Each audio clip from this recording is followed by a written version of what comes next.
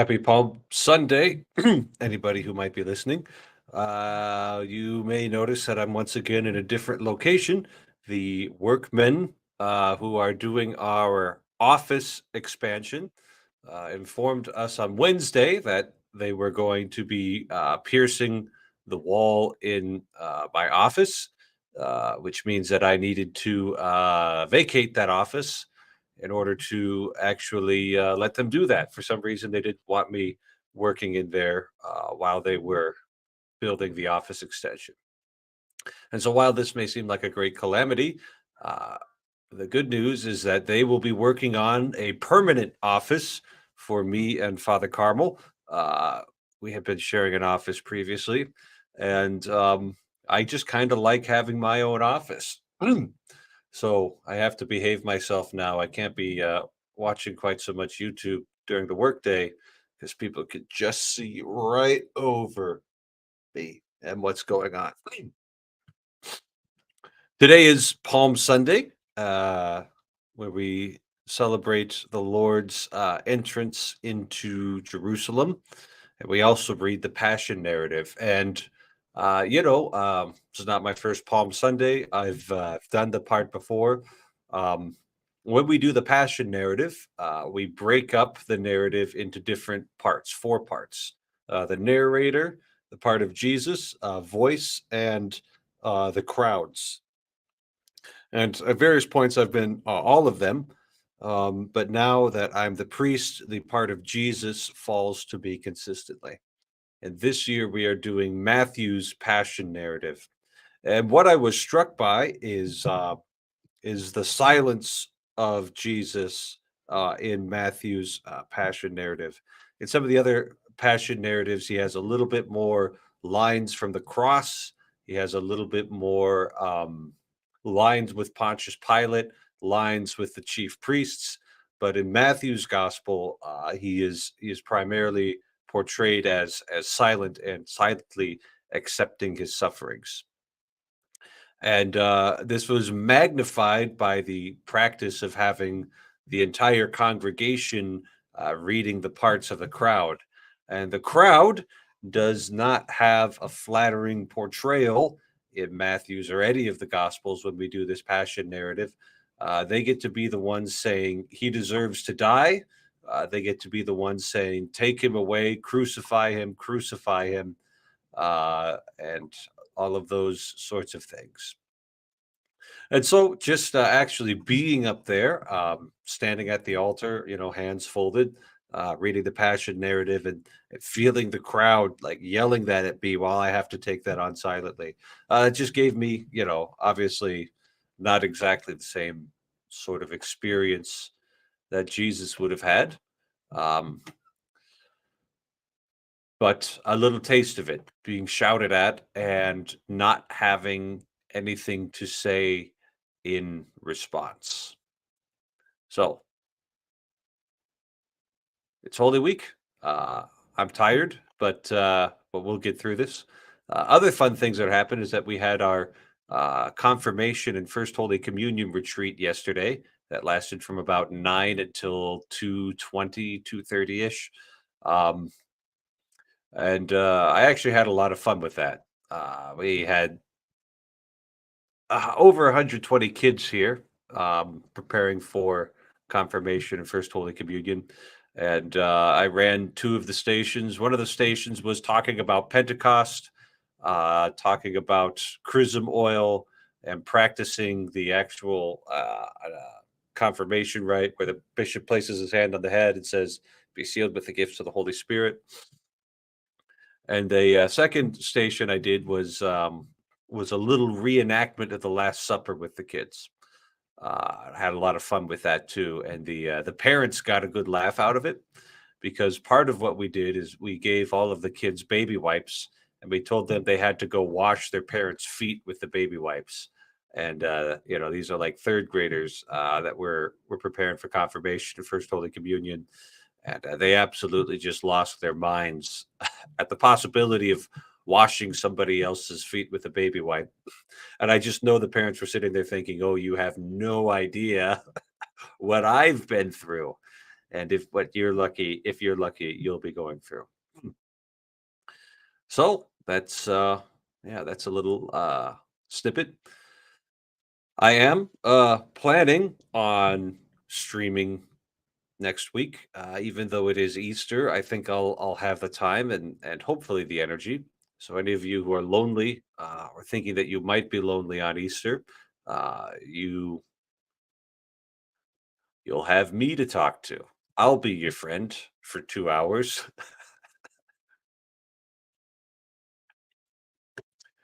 and so I hope that's nice. I am going to keep this going till at least 7:40 because that's when I had originally scheduled it to start. I had the 6 p.m. mass here, and I wasn't sure if it was going to take me extra time to tidy up from that and finish up with everything. But after 7:40, if I don't have any indication that there's another human being paying attention to this, I might close up shop and go do something else because I don't have the stamina of, let's say, Mark Lefebvre, who can do this for I've seen him do hour-long rants before, and I just don't do that. So, looking ahead, what do we got coming up? We've got some fun things coming up. One of the fun things that we have coming up is the Chrism Mass. The Chrism Mass is when the bishop blesses all of the holy oils used in the diocese.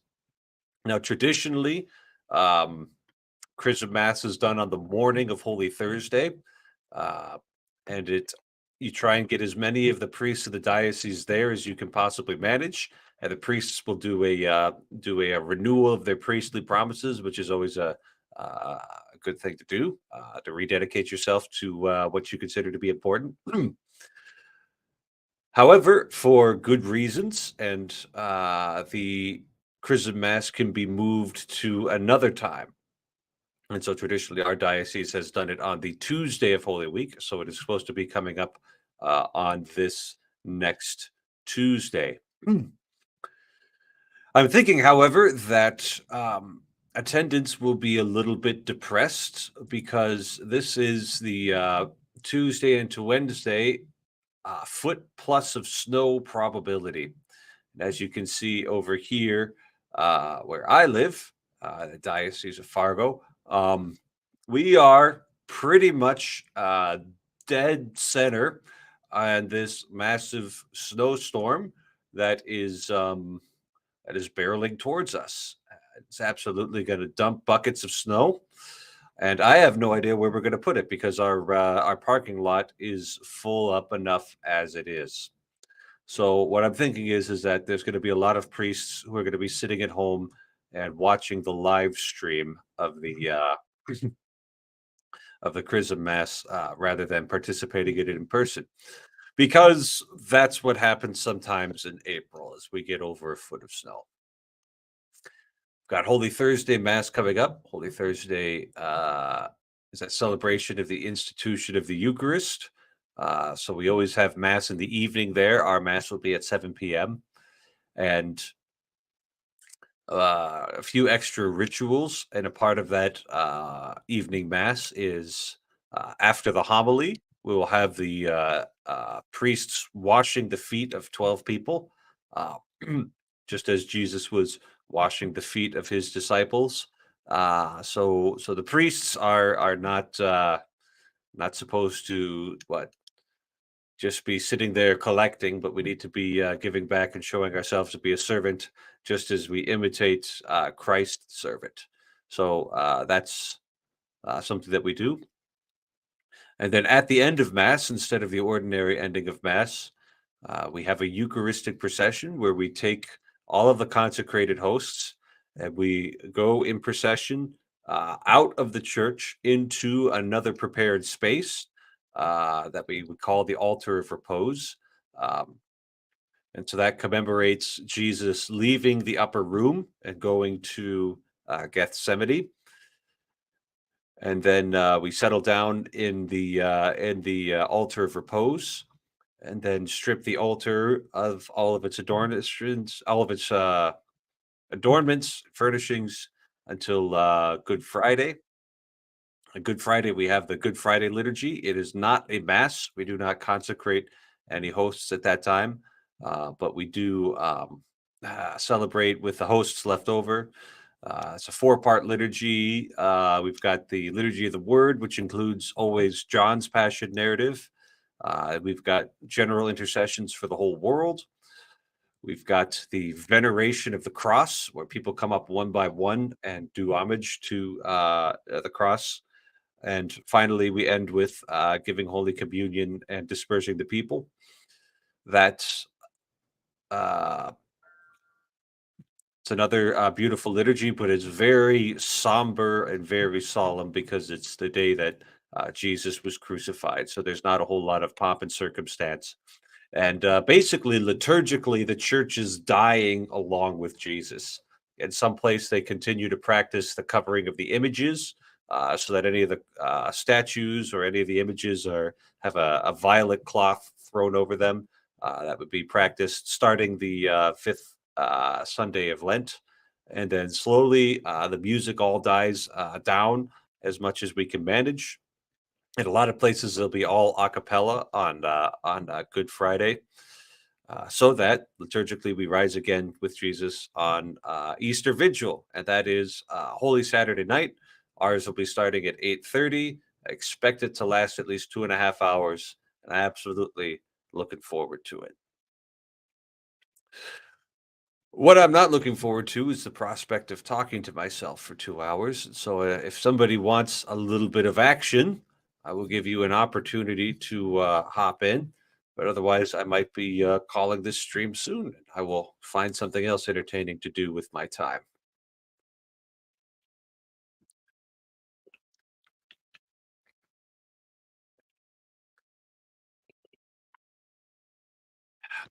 Hey, he will be on in a moment. We can hear more about Roman adventures. Alrighty then. Well, Andrew Kelly is saving the bacon of Sunday night stream lovers. So uh, be grateful to him, I guess. And on Easter Sunday, I allowed myself to be talked into doing a solemn mass in the extraordinary form and serving as a deacon for that. So I'm going to be pretty tired when that's all done because I'll have my Easter Sunday mass at 9 a.m. that I'm doing, and then an hour and a half very intense liturgy at noon. So by the time I get over to my parents' house for Easter dinner, I'm going to be wiped out. That's How you good. doing, Mark? I am frantic. Nothing works. Every piece of technology is now broken officially. So I've been So fighting technology all day. are you communicating with me by sheer force of willpower right now? Yes. Yes. Well, this laptop, which is new, doesn't work at all to make USB sticks. And I was like, oh, that's new. Yeah. You would think that like the laptop itself shouldn't cause any problems. It should just be able to send data in there, right? It's worse. Somebody said, "Oh, you should try an older USB 2.0 port," and I said, "Oh, I have one on the old machine. I'll," and that worked. And I was like, "Oh no!" And that other machine used to burn USB sticks all day. I have burned at least 100 times today, and I have burned 5 different USB sticks, and I finally got one that works.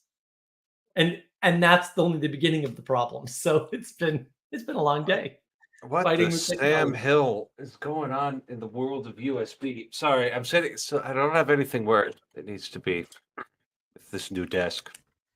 Yeah, I know you're moved. I like the new the priest cubicle look The there. priestly cubicle. Yeah, yeah. I know it all looks glamorous when I'm up there on the altar, but sometimes this is what you get.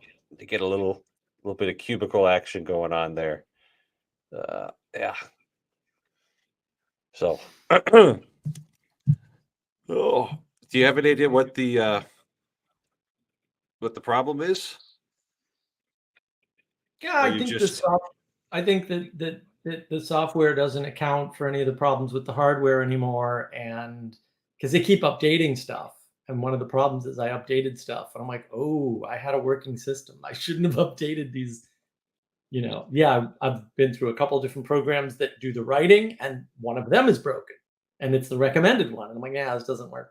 I can see that it doesn't validate. I'm like, so you're writing data and never checking what you wrote, and it's a disaster. It's all the things you're not supposed to do, and all the software is broken. that's It's all broken. okay, so I'm not a programmer, but not checking sounds like a really bad idea. They don't check anything at all anymore. Did you hear the story about the Google Assistant? No, I did So not. they updated it last week. So I'm in my car, and that's what it's for. So the Android Assistant's sole purpose in life is to be a voice communicator to Activated. you. Yep, yep. That's what it's supposed to do. It doesn't have another function. So I said, okay, Google, play Led Zeppelin. A fairly straightforward operation that the phone has been able to handle for literally years. And nothing happened. It said nothing. And it just vanished. And I was like, but it did the little click that I heard you. And I'm like, so I get to a stoplight and I do it again. And it comes up with a button on the screen that you have to press. And I was like, what? And then I hit that, and then it needed me to do some agreements. And so I hit those buttons. It's still at the red light. I'm like, oh, thank God I'm at the red light. This is good. And then the light changes, and then I start over again. Okay, Google, play Led Zeppelin. And then it does something it's never done before, which I mean, I use this all the time when I'm driving. And it said playing the album Led Zeppelin. And I was like, wait, what? Like, how are you doing this? Because normally when I ask it No, to that play could be any, Led Zeppelin 1. Maybe they're playing Led Zeppelin 1, which would be what you asked for. well, no. When there's an ambiguity, it has always asked album or artist. It's always come back with a second prompt. Okay, It, okay. it's never not done that before until this update. Now I'm like, what did you break? And why didn't you test it to know that it was broken? And I was just Mm. stunned, utterly stunned. And then, yeah, I mean, it's been a busy week. So my not this last live stream, but the one before that, we've got just shy of 1,000 views, and I've got my first 1K view video. Jordan Peterson, his trick on navigating patterns. So I'm like, and then this last Friday here, gangbusters on boundaries. It's been going great. So I don't know, Yeah. 8.5 hours though. It was a long one. Have you been putting up boundaries or taking them down? I'm miss boundaries. You know that. Okay, that's a troll question coming from you. You've been here. It's all about boundaries. Oh, Andrew, how are you doing? I'm doing well. How are you? It's I'm looking forward to Easter, and I'm also going to be looking forward to Easter Monday. I That heard Easter Monday's about. just nice. You just put your feet up, and it's just Oh, like nobody wants me anymore. I can do whatever I want. I am also looking forward to Easter Monday. Yeah, I suppose you'd be busy too, all your church musicking. Yeah, well, I have all the church music, and this week is like we have the most work I've ever had in a week of architecture. So I have like three papers, a model, and an entire design project due to this next week. So after that will be very nice. Okay, so Wow. you're tuning into the Sunday night live stream because it's a day of rest? Yeah, sure.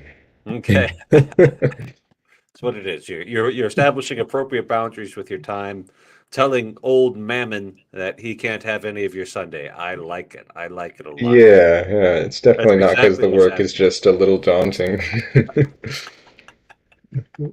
No, it's all right. It's actually not that bad. The papers are pretty short, Oh, okay. but I it's good remember to in take a rest.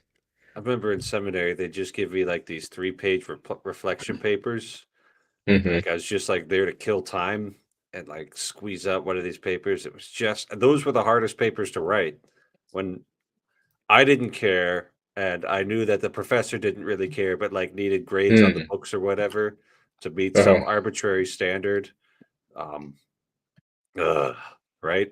And whereas it'd be like, oh, do a 10-page research paper, and I'd pick a topic that I was interested in, and I would spend hours researching that and have fun writing the paper. Right. Yeah. And you know, I'm not sure how interested the professors were in it, but at least one party was mildly satisfied by the process, you know, because I That's learned good. about a new heresy, or I learned about the way that the relationship between the Jews and the papacy during the Middle Ages, all sorts of interesting stuff. Oh, cool. You know, so Yeah, luckily we haven't had any work that I felt was arbitrary, and the stuff we're doing now is actually pretty interesting. One of our papers that we're doing right now, we all have to select a small space with a lot of pedestrian traffic, and we have to analyze the space and then think about how we could change it to make it better. So me and my partner chose a sort of park area that's kind of like a garden as well, and we took a look at it and figured out all sorts of ways we could have changed the paths and stuff. So we just have to write a paper on why we should do that, which is actually pretty fun. yeah, that's I think something like theology or philosophy or literature would be much more susceptible to um, not being improved by having rigorous standards. I remember one of my professors was very frustrated at the university's attitude towards oral exams, Hmm. and it wanted everything to be like standardized and procedurized, and like that can't be the only grade of the semester. Um, because Okay. it's an extremely personal way to give an exam, right? Like you can figure out what the person might actually know, and what they know, even when they might be a little bit nervous and stressed out, which is, you know, it's stress testing, just like you were saying that. And the university was just giving him all sorts of grief for it. And so I think he ended up giving up on the oral exams, but I like the oral exams too because they only took 15 minutes, like 15 or 20 minutes. Hmm. You know, right, sitting there writing things down, and it's like, oh, I've got to pad this out a little bit, otherwise it won't look good. And Yeah. but it's just that you know, whereas in Rome, all exams are oral exams. Oh, okay. Like Oh, that is the standard because you know, I would complain about the Italians sometimes, and I still will, but they get it. Personal things first, relationship first, everything Personal else. things first. You know, if a system works, great, but relationships first. You know. So do you mean like oral exam as in like you give a presentation instead of doing multiple choice or something like that? No, I mean you sit down with the professor and answer questions. Oh, I don't think I've ever done that. It's so much better because the Yeah, professor I think that's good. Yeah. could also give you a lifeline, right? So I remember Yeah. being in a in an oral exam for Christology, and the professor asked me, um, what's your favorite analogy for the hypostatic union? And I said, oh, it's got to be the union between body and soul, you know. And Hmm. he's like, well, why do you think that's a good analogy? And what was my answer? I was like, oh, well, I think it's a good analogy because the relationship is between body and soul is itself a mystery, and you know that should humble us in the face of the mystery of Christ's two natures or something like that. And I Hmm. could tell he didn't like that answer. And then what he says is, yeah, and I suppose you also probably like the fact that you know, it gives you two separate things to work with. I'm like, no. It's how the two things come into one. And then so he fished a little bit, and then he got the answer out of me that he wanted. It was just a very personal because the answer was in there. I didn't know what he was looking for, and so he could lead me into what he was looking for there. Right. Yeah. It's a personal way to conduct an exam. I'm not here to, make you regurgitate information. I want you to practice Right. relevance realization. I think we Can have actually done you, that. yeah, can you pick out the relevant information from the course that we just studied? Yeah, exactly. Yeah, we have done that because even though we do presentations in front of the class, after we give the presentation, the professors will start like asking questions about the design and stuff to try to get us to say things that we might have thought of for the purposes of what we did but haven't mentioned, or they get us to use some of the vocabulary that we're supposed to know. So he's like, what would you call that? All those sticks over there. Vertical linear elements. Yeah, that's what I meant to say. Mhm. So they do that actually, which is really nice. And I don't think we could not do that in architecture because we have to present in front of everybody. So it's not really a way to do like a written exam on one of our design projects. I guess they could give you like a photograph of a building and just say, "Tell me what you see." Um, yeah. I don't know. I'm spitballing here. I know Um, almost nothing about architecture, so I guess what's possible is they could do what's called a silent jury where you don't say anything and they just look at your presentation boards and your model and see if they can understand what you were doing. But then that's more of a practice in being able to organize your information on the boards and in the model. And that would be more of a practice in you understanding what's important to present visually. So, I sounds like mean, relevance realization again. yes. Yeah, which is very difficult apparently for a lot Yeah, of well, people. yeah, yeah. Well, I mean, it's a habit you have to build in whatever you're doing. Yeah, it's very different too from what most people go through in school, public school, because they're used to like, multiple choice and open-ended questions in regards to information that they were given to kind of repeat and maybe reuse in a certain way, like math. But this is Mitochondria like is the powerhouse of the cell. exactly. But in our program, um, I mean, in construction, you have to know all the terms and you have to know how all the details are laid out and everything. But in design, it's much more difficult for a lot of people because they're basically saying, okay, here's the prompt. Now you make the building and you make the facade and then tell us why you did it and give us all your reasons. And you're basically like you're telling them why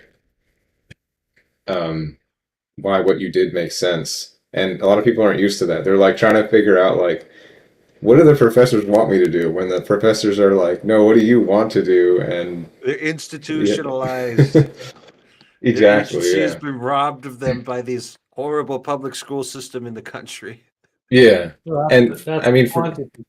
Yeah, it's just, yeah, what can we measure? How do we measure it? What do they want? What exactly. measure do I have to live up to? It's like, no, it's not how it Yeah, works. yeah. Which is another way, so going back to my professor and the grief he was getting on oral exams, that's another way that they're taking a class that used to be a respected professional and turning them into skilled technicians. Yeah. Because you see Right. that happening with doctors right now, right? It used to be the doctor would show up with the bag and it's like, and he would just figure things out and do things his way. But now that it's all about money, and we've had this conversation before, Mark, about why hospitals shouldn't be about money. Mm, The doctor is You're just treated cool. like this highly skilled diagnostic and procedural technician that has to like stick to these, strict whatever. yeah. So Yeah, we that's haven't gotten there true. in Yeah. architecture yet, but just wait until the AI designed architecture comes in. Yeah, maybe. I mean, we're having that conversation too. Like, what is AI for and all this. And most people seem to think it should be pretty good just to generate ideas, but wouldn't really make its own designs very well. Both So Mark and I are about to say it literally cannot generate an idea. yeah, I mean, It I'm can not a big mix up fan. other people's ideas. That's all an AI can do. Well, Am I exactly. right, Mr. Computer Programmer? That is correct. That is correct. Yeah, and But people don't understand the difference between generation and taking something and adding to it or subtracting from it to create something close. They don't Yeah, and that yeah. only goes so far too, because it turns out that if you give the AI quote more freedom, what ends up happening is the AI art just goes crazy fast. And I do mean crazy. And so it doesn't. What it can do though is certain Goes aspects of design. If fast. you can train it enough, it'll come up with amazing things. But it has to work within very tight constraints, or they call them domains, roughly speaking. Hmm. I mean, it seems to do landscapes and faces really well. Now I it don't know. has a I've seen lot. it muck up faces pretty badly. Yeah, it has a lot of them, and when it mucks them up, it's been given too much freedom. And when you give an Mhm. AI too much, and it's not a lot either, like you just give it a little bit of freedom, and it goes crazy. But anything it has a lot of data for, it can do a much better job at, because it has to stick within that framework. So if you give it a lot of stuff, it has a larger Hmm. framework, but it's well constrained because there's a lot of stuff. When you have a little bit of stuff, it has to use this randomness to kind of go outside, and that's when it does worse. That's not entirely true for all AIs, but I think for all the art AIs, it will necessarily be true. I could be proven wrong on that, but I'm not. I'm not. I haven't seen it. I haven't seen the generative stuff work very well for those sorts of applications. They work for some applications, but very limited. Hmm. It'd be good for telling if your building's going to fall down. It'd be good for that, but AI? it wouldn't. Yeah, it wouldn't be good for much else. Hmm. All right. That's Keep useful. that in mind. I'll have a robot let me know if the building's going to stay up. I I don't know mean, how like people if would you feel just go about like, that. if you're gonna do something wild, you can like kind of sketch it out in a 3D model and say, can this work with any known materials that we could use for building? You could do Yeah, I something guess like that's that. true. Yeah. It's like, What would be the can best I material? do a 70-foot aluminum spacecraft on the top of this building? Like apparently, what was it? It was Toy Story. And they had a bunch of architects look at Pizza Planet and the architecture for Pizza Planet. I'm going to pull that up now because I'm feeling just a little bit nostalgic. But they said, yeah, Hmm. there's no way in heck you could have done that. See Oh, if I can oh, get the photo. okay. I think I I don't remember what know. you're talking about. I don't know. Yeah. Yeah. Do you need the pillars to go all the way up to hold up this ceiling, or can you get away without? What was it Right? called? Pizza Palace? Pizza Pizza Planet. Planet. Pizza Yeah, Planet. they were looking, I think, at this right here and saying, no way in heck this thing is going to stand up Oh, I see. with all that lettering on top of it. I Yeah, don't. that looks a little precarious. But golly, it's a cool design. Like I'd go there. It probably looks cool because it is impossible. Oh man. But yeah, Yeah. in our school we did have an art show uh in the gallery with a bunch of designs people did using AI, where they like used AI to generate an image or a few images and then would mix them up, or would like put other materials on them or repaint them or something. So, and then that sparked the whole conversation of should we be using AI in art and that sort of thing. Yeah. It's I mean, AI is just a mirror and it's a parasite. Like it can only use what it's Yeah, given. It can't actually create new out of whole cloth. And so there's the point of diminishing returns. And when you make a copy and then another copy and then another copy, like it just degrades. It's reciprocally right. narrowing. So all of AI is reciprocally narrowing by design. And anybody who doesn't think so doesn't understand the design.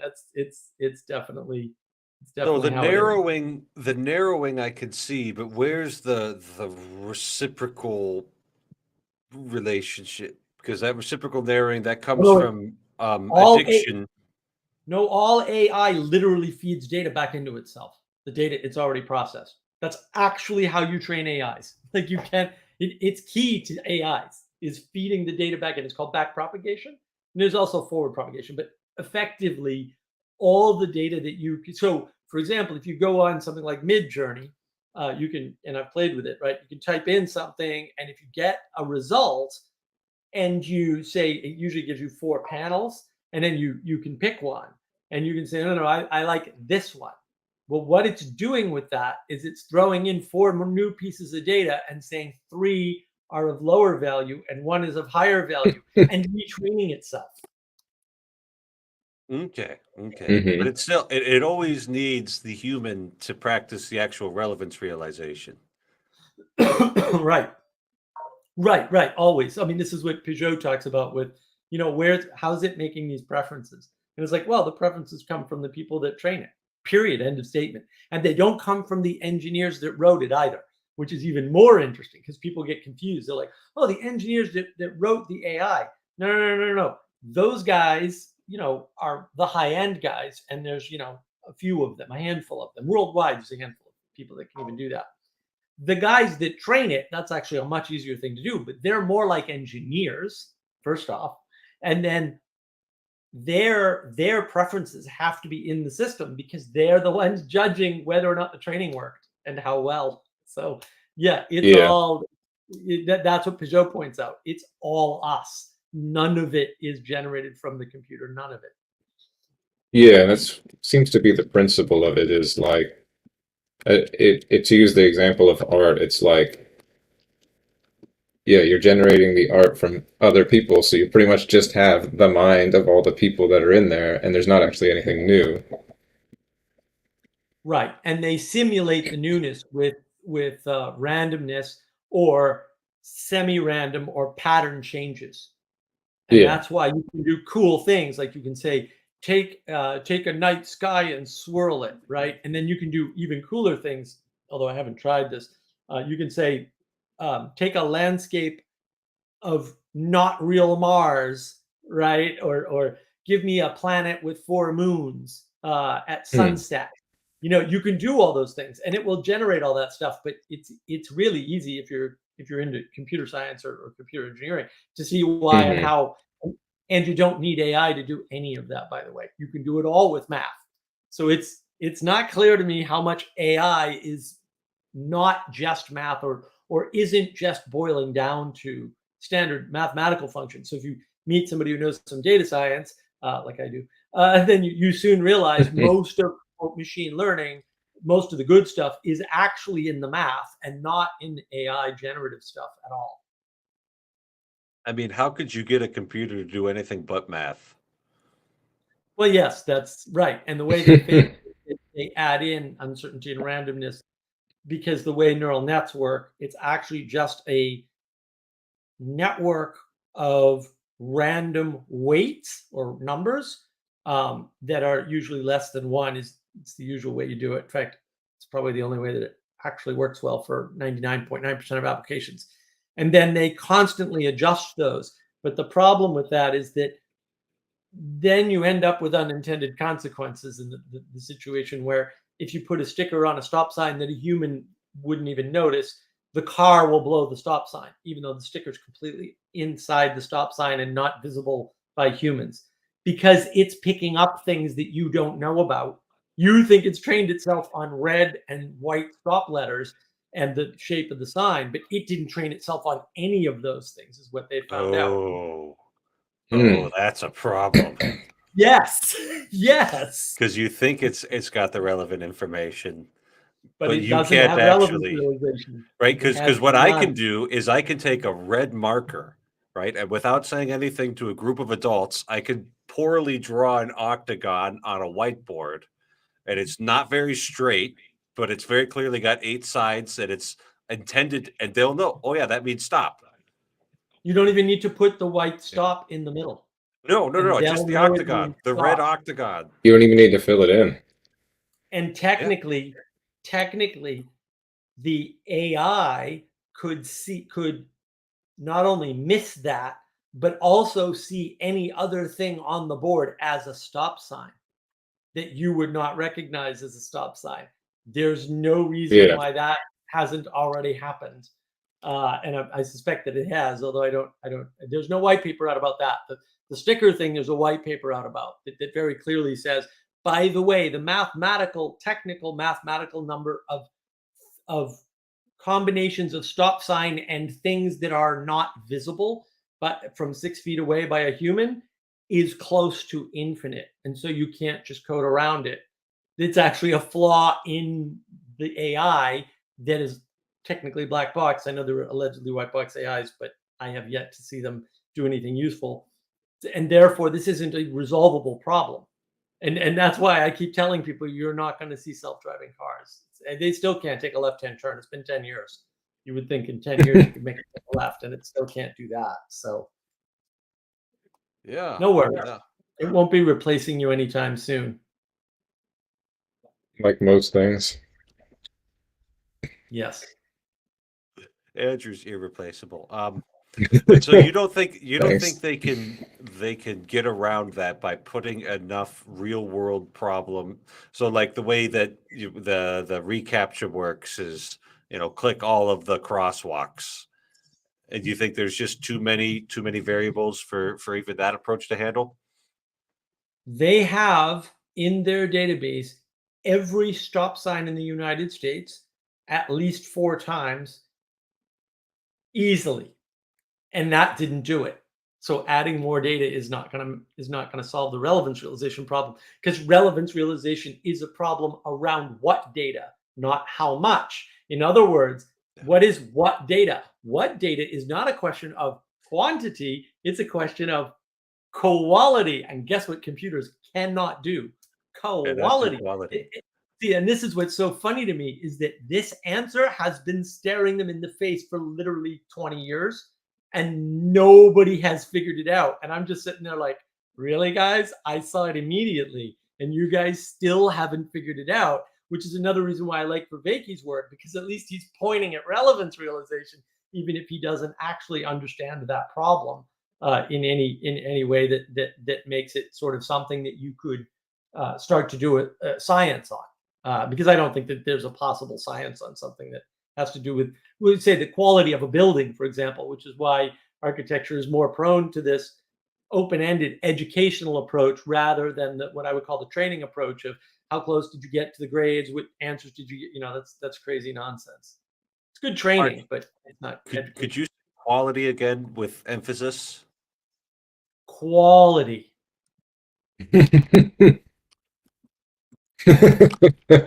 Quality. My New England compensation.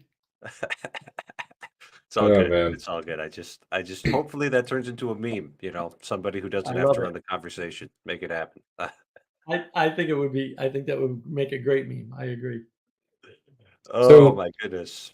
So computers do quantity instead of quality. Is that because they work with binary and adding numbers together? Yep, And do that's you know all what they what would it look like for something to be qualitatively oriented? Analog computers do quality things, kind of, but they're not really doing quality things. But analog computers are cool, and they've actually had a resurgence for this very reason, because it turns out the things that take a lot of computing power in AI to do, analog computers can do with almost no power and at a very low cost, because they don't require silicon. Nice. What? That's Okay, been- analog they've known analog that for computers. Analog computers. This is new. I've never heard of an analog computer. Does it run on They're actually electricity? old, I think. Well, okay, Yeah, it's they're new to very me. old. They some of them run on electricity, yeah, but you can actually build it, at least in theory. They might have one. My brain's a little fuzzy because I've been working with digital computers all day. But I don't think they need to run on electricity. I mean, they need some kind of power, like springs are technically could be built into analog computers. There are analog computers like that. It doesn't sound very efficient to not have it run. So that wouldn't be, but it depends what you're doing. And that's the Yeah. problem, is that when you get into these complicated or super complex is probably the better way to say it. Complex problems, analog computers do way better, way faster, way cheaper, way smaller. It's actually weird, but but they can't do facial recognition. Like that's So is it like the function has to hit a certain intensity before it'll trigger something? there are the inputs have to the collective inputs have to reach an intensity. It's not function. It's not it. There are no functions in an analog computer the way you would have them in a digital. That's the problem, right? When we keep reducing everything down to digital computers and then making statements about how our brain works. That's why we're rational, because our brain is just a digital computer. And it's like, well, we know our brain's not a digital computer. Where did you get that from? And by the way, we are not the thing we created. The thing we created is a reflection of us, not the other way around. We're not a reflection of it. That's not. You've got it exactly backwards, right? Causality matters. Which came first actually matters, right? And that's where people get confused. Wow. Okay, analog computers. That's gonna be something I've got to figure out. Hmm. Speaking of another fine analog computer, hello, Ted. I'm an analog computer. I like this. I think we're all. I think You we're are? all, by some Yeah. definition, an analog computer, among other All things. analog Well, computers. isn't it? I don't know if I should feel insulted or not. Except, can I make it the other way, where the prime analogate is the human mind rather than the computer? Because I feel really uncomfortable with us being like, yeah, we're definitely our tool, because Freud was like, yeah, we're Is that- definitely steam engines. Isn't that the rant I just went on? Yes. Oh, I don't know. I just hopped on. So great. That way, because he Great. loves to poke at me, and he was definitely doing that there. After I got done saying we're not digital computers, he goes, "Well, you're all just analog computers." He knows he's far enough away. I can't get there quickly enough to strangle him. So Yeah, that's the beauty of this this communication form. You didn't strangle me when I was there in real life, though, so I feel like some of your threats are empty. only, I I said did some. strangle I you said some. intellectually. I strangled you intellectually. Oh, Ted, how was your Palm Amazing. Sunday? It was beautiful. It was slightly penitential, actually, because it being a traditional mass, it was like 3 hours long, and we have 4 under 4. So, 4 and under. 4 and under. Yeah, I don't know what I said, but yeah, four kids 4 and under. 4 under So 4. lots of hoisting children while singing long antiphons. But it was So really it still beautiful. takes 3 hours. So this is. It still takes 3 hours, even though you don't do the passion narrative. Oh, we do the passion Pretty good. narrative, but it's all chanted in Latin. I thought you did the passion narrative the week Goodness. before. Goodness. It's from the Gospel according to St. Matthew this week. Okay, already. How'd you guys manage to Yeah, do all this with the new TC stuff? This is our parish is with the Fraternity of St. Peter. And Oh, so okay. the FSSP they've just got carte blanche right now in terms of doing what they do. I don't know if they're going to be able to like set up new parishes, but all the established ones. I mean, Okay. our bishop, he's not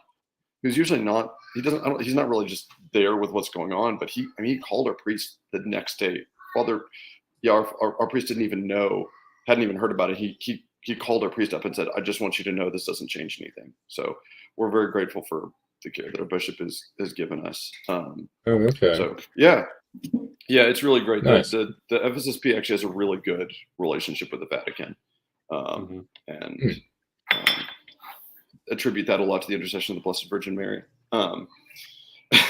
So yeah, but what's been really fun is that this is our. Sorry, I got to do something for my wife really quick. What's been really fun is this is my second pass through the liturgical year with the traditional, the whole traditional liturgy.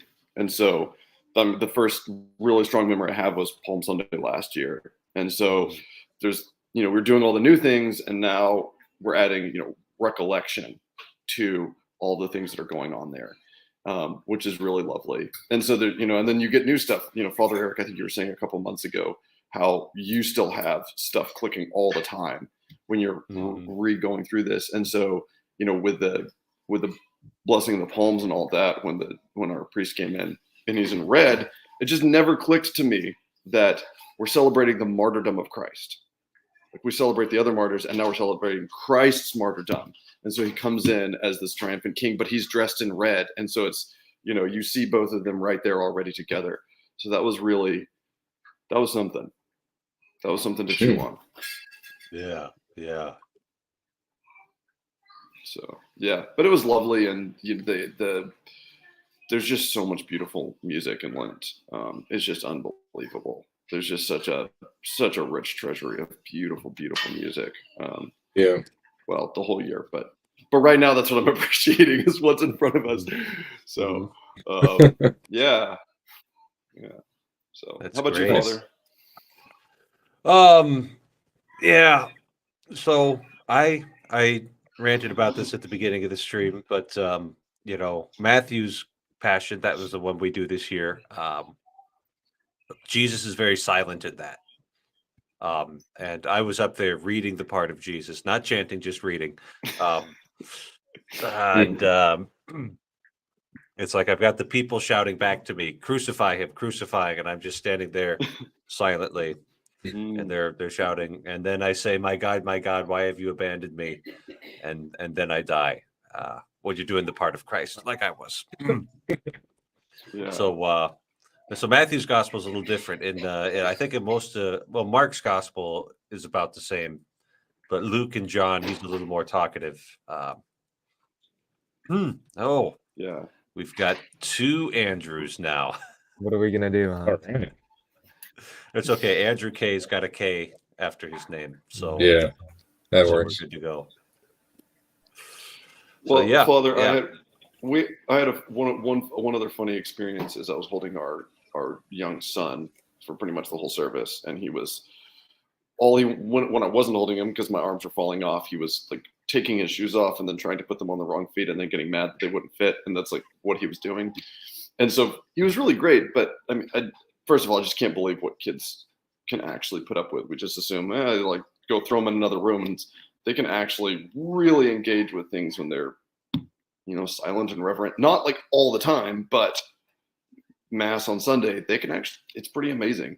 And, there's a pretty large sample size from all the kids that our parents just like from, but the one time he chose to start freaking out is when it got to the part of the narrative when Christ dies and everyone kneels in silence. And then I have to pick my kid up and get his shoes off the floor and take him out of there. It's like, this is life. This is, you want to talk about embodiment. This is part of embodiment. Part of embodiment is, here is, what should be one of the most solemn moments in the entire liturgical year. And I'm trying to shove my kid's shoes on his feet and run him out the door. Yeah, I love it. It's great. That's just what you have to do. There's all kinds of wonderful things about being married and a father. There's also wonderful things about being a monastic or a priest. Yes, indeed. We have a very young parish here, and so I see plenty of it. I try not to stare. I try not to look at it. I don't want, because I have my my resting serious face, and it gets even more severe when I'm celebrating liturgies. So I don't want to be like. So, I can stare all I want because I'm in the choir loft. Nobody will see it. Yeah, and that's why we put musicians up in the choir loft, because they're fundamentally untrustworthy. Oh, I said that out loud. Well, yeah, I'm not going to say anything. Yeah. You're not going to dispute that. You've known enough musicians. Amazing. Always late. Always handing you copies of things that very clearly say "do not copy." Yeah, that's happened actually. Oh, I've seen it. Yeah, it's fun. Nothing I would do, of course. Mm-hmm. All righty, other Andrew in college. What are you up to? I just got back, so nothing much, Alrighty, Yeah. alrighty. Don't have anything to add here. That's just fine. Mhm. Do you know anything about analog computers? No, not really. Okay, They're me old. neither. But I'm very interested now. Very Mm. interested in we- analog computers. Have we talked about how you can make them out of crabs? All right, tell me how to make a crab-based computer. And I want to know what the name of the operating system is as well. That I don't know, but you can.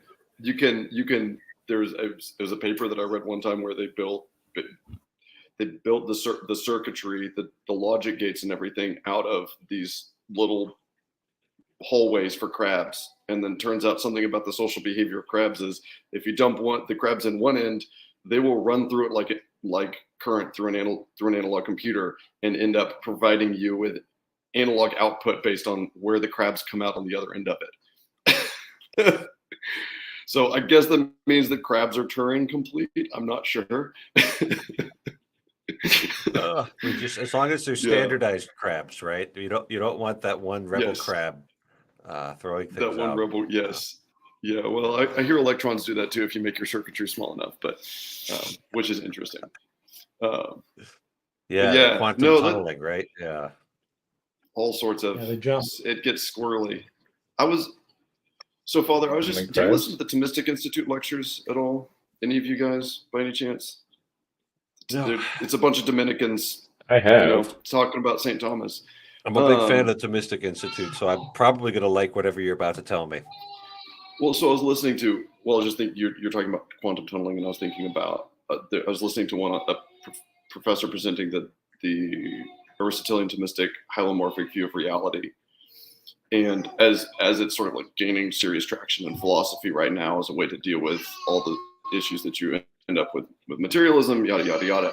One of the things that I thought was really interesting is the comparison between that and atomism, being that the fundamental issue with atomism as such is that like there has to be an irreducible, you have to reach some point where something is utterly simple. Whereas with the sort of the hylomorphic view of reality, you have, I wish I could remember exactly what this is. You're engaging with things that are knowable but still complex. And so you're engaging with the substance of a thing, and that's doable even if there are, let's say, conceivable subdivisions of that. Which I just thought was really interesting in relation to the sort of the philosophical substrate that I realized that I grew up in was atomism, which is there has to be something at the bottom that can't be divided anymore. And sort of science grew up on that, and then we got into quantum physics in the early 20th century and started getting into so all this stuff is going by. I'm like, oh, this is why everyone was so excited about string theory, because you end up with all of these subatomic particles that are supposed to be combining into the actually I can't remember what hold on. So you've got atoms, then you've got subatomic particles, which are electrons, neutrons, protons, and some other stuff, and then those are made up of like the quarks and gluons and all that. And I don't know what level that is. But apparently even those aren't the base. And I think I'd always thought, oh yeah, science just does that. You try to just, go to the edge of things. I didn't realize that it's like, no, the whole basis was atomism. And so the fact that there continued to be divisibility was always a problem. Anyway, that was kind of a light bulb moment for me. I thought that was really interesting. Yeah, it seems like, and I'm not a physicist, so listen to my theology degree rant here. But it seems like every time that they've experimentally tried to go below the quark layer, the quarks like instantly reconstitute themselves in another arrangement or something like that. That's something I thought I remembered hearing, and I remember thinking like once you get down to a certain level, things just become indeterminate. Yeah. If you start breaking things out, it actually just becomes indeterminate. Yeah. So at the everything bottom- in quantum. Yeah, everything in quantum is technically indeterminate. That's why it's a statistical likelihood and not a certainty. But the other assumption of atomism is linear and discrete connections. It's a relationship between A and B that's bounded in space and time. And the problem with quantum is none of it is that. None of it's linear, none of it's discrete, none of it's bounded in space or time. And so they don't know what to do with it. But they keep selling it as a solution to solve some kind of problem of whatever higher up, right? And because they're not that they're running under the assumption that it's not a two worlds mythology, and it's like, well, no, it's definitely there's definitely two. Plato is clear about it. It's weird. Like, I'm a Neoplatonist and I don't believe in a two worlds mythology. I'm like, then you don't believe in Plato. I don't. You're not a Neoplatonist. I don't know how you're squaring that circle, but you're wrong. Like, you're just wrong at some point. Yeah. Interesting. And so Well, it's like that inverted Platonism of everything just comes out of that base layer and can be explained from that base layer is just like, even science is telling us that that's not how it works. Exactly. Right. Yeah. Yeah. And Yeah, so I it's don't- actually we just that haven't- balance between the emanation and the emergence coming together. Well, so oh, sorry, was someone else going to talk? Go for it, man. Oh, so I had a really interesting analogous experience with biology. So I went through undergrad and then a year and a half of grad school in biological sciences, sort of looking at like organismal biology and ecology. So ornithology was my particular area of interest. But you go into a university, you kind of get the general bio stuff, your genetics classes, developmental biology, some molecular bio, some cell bio, all of that. And I'd gone through all my schooling, and then I read this paper from this guy. It was published in the New Atlantis, I think it's the only article I've ever read from the New Atlantis, but it was a great article. And he was presenting, which should be no surprise to anyone here, the teleological view of life, which he said, biology is nonsense if you assume that everything is means driven.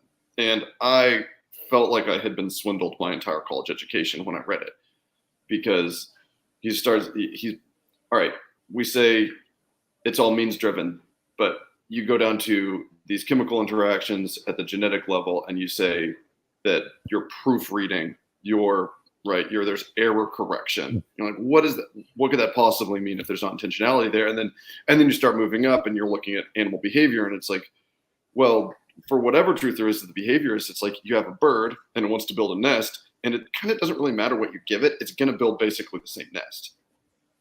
So It's trying to build a nest, and it'll use various means to do that. But to me, the part that's the most interesting is when you start looking at genetics, and when you start looking at there's the whole idea. We start sequencing genomes of entire organisms. We think we've got biology nailed down. This is it. Here it is. Here's the computer program. Here's the OS for life. Turns out not really at all, basically. And all this stuff was there in the classes. I just couldn't see it. And so the clearest memory is of developmental biology, which I took 2 courses on, loved it. Absolutely fascinating. If you ever want to be astonished that any baby ever comes out of any organism with like the limbs in the right places, just take one of those classes. You're like, I have no idea how anything comes out okay. It's just because here's what happens. So you've got your little egg and it gets fertilized, and then it sets up some sort of north-south axis, right? It sets up a pole, and then it starts dividing, and you get this protein gradient, and it varies across organisms, but it's like up and down basically. And then you establish one more axis, and it's like, okay, I'm tracking with this. We basically got 2 or 3 different proteins that are diffusing across it that give identity to the cells. Great. It's dividing. You get into like, a couple thousand cell range. And then it's like, and then we start developing body segments. And we're like, we're still good because that's pretty straightforward. It's like, and then we have the signaling factor. And this signaling factor goes, and in certain cells, it upregulates these 7 genes, downregulates these 18 genes. All of those all have, 15 other interactions that they have. And he's like, I'm not going to ask you for any of this because here's one slide and there's just this like spider web of upregulation, downregulation, all of this stuff. He's like, this is what this one signaling factor of like 15 that we're running up is doing. And you think, well, okay, how is that bottom up? And it's obviously not, because then you realize, well, what are organisms doing? They're actually reorganizing the way that and this is sort of the epigenetic stuff that you'll hear about occasionally, right? It's the way the DNA is packaged. That's the organism operating top down and saying, well, we don't need this part of the DNA. We need this part that needs to be accessed.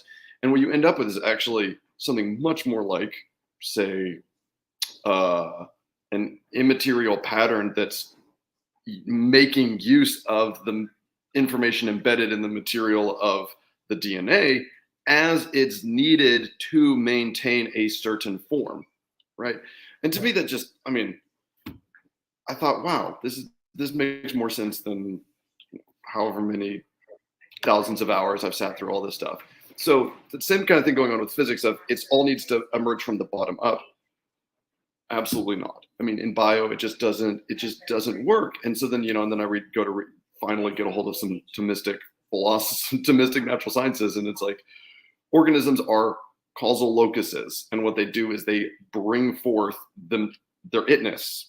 They keep doing the thing. It's like a yellow-throated warbler perpetuates yellow-throated warbler-ness, and it takes stuff into the environment and expels stuff in order that it continues to instantiate this pattern over and over and over. And then it makes these little eggs that are yellow-throated warblers in potentio, and so on and so forth. And it's like, wow, yeah. So, well, I think you turned Mark's day around right there. He looks very happy right now that he didn't have to explain all that to somebody. Well, didn't have to argue you into that. That's Michael Levin's work, right? He talks about, look at all the things you can do by changing the electrical charges in the development process. And it's like, yeah, isn't that? But he still doesn't get it. And you read these guys like Kastrup and Levin and Joshua Bach, and you read their Twitter feeds and you realize the things that they don't know would stun you. I mean, I read them and I'm like, you can't be this dumb.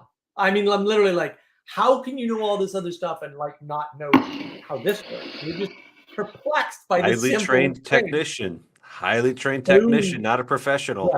Right. Yeah. Well, and that's the thing. And I think the cognitive load is an issue. I think, that they don't actually, they appear smarter than they are. I think that's what happens when you overtrain somebody. And then really what you're doing is you're trading off general knowledge for specific knowledge. But now you're missing the general knowledge. And when things collapse and we can't hold up the academia, the ivory tower anymore, they're not going to make it. Like they're literally actually not going to make it. Because like Einstein, they can't find their way home. They can't put their shoes on or, whatever it is. That's interesting. Which is charming in a 4-year-old, but in a 40-year-old. Right. Well, I mean, I was around a 30-year-old, a 30-something-year-old. We had a temper tantrum like a 4-year-old once. And I was I was a kid, like I was like 17 or something. And I'm sitting there watching this grown-ass man have a literal temper tantrum the way I had never seen any kind of creature but a 4-year-old have one. And I didn't know what to, I still have problems processing. And I've run into him since. He's a famous person. It's just like, wow, that's amazing. Like you're in your 30s having you were supposed to learn how to be done with that in kindergarten, right? Over dinner, which is the funnier, like over what to eat in a time and a place with facilities to eat whatever. We could drive wherever we wanted to go, and we'd have any kind of food we wanted. Literally, I mean, we were in Boston, man. Like you can get Ethiopian food in Boston. Like you can get literally any kind of food you want. And the meltdown was over that kind of a decision. Like a 4-year-old not getting fed. Like, wow, this is amazing.